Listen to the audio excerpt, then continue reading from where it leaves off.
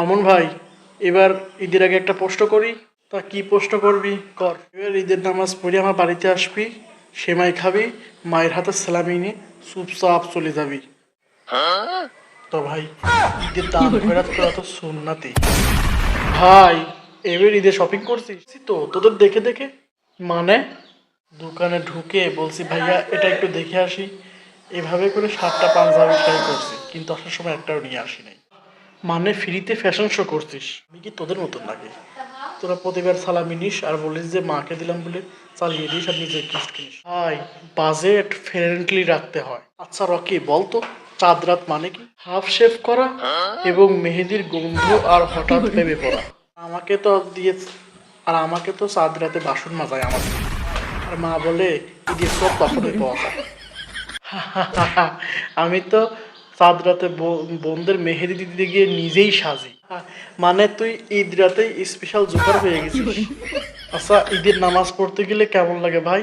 ঈদের দিন লাস্ট মুহূর্তে গোসল করে ভেজা গায়ে পাঞ্জাবি গাও দিয়ে দৌড়ে গিয়ে ঈদের নামাজ পড়িয়ে আমরাই তো ইমানের চূড়ান্ত পরীক্ষা দিই। আর ঈদের নামাজ শেষে যে হ্যান্ডশেকের ম্যারাথন চলে সেটা কেমন লাগে? হ্যাঁ, ঈদের দিন ঈদ মোবারক বলতে বলতে এবং হ্যান্ডশেক করতে করতে হাত ব্যথা হয়ে যায় এবং যাকে চিনি না তাকেও বলতে হয় ঈদ মোবারক। আমিন।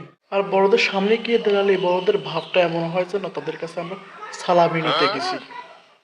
আর বড়রা বলে এখন বড় হয়েছিস, এখন সালামি কিসের?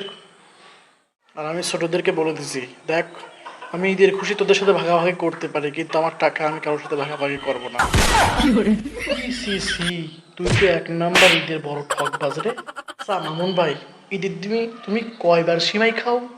যে যতবারই বলে যে খাও, আমি ততবারই খাই। আর বিরিয়ানি খাও কয়বার? ঈদের দিন 3টে বাসায় ঘুরলেই পেটের মধ্যে 2তলা সিমাইয়া এবং 3তলা বিরিয়ানি হয়ে যায়।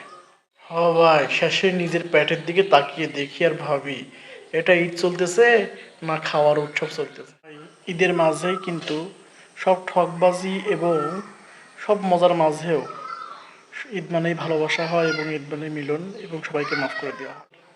এবার সব কিছু থাক, তোর বাড়িতে সেমাই খেয়ে আসি। তোকে কি কখনো না করছি? চল যাই।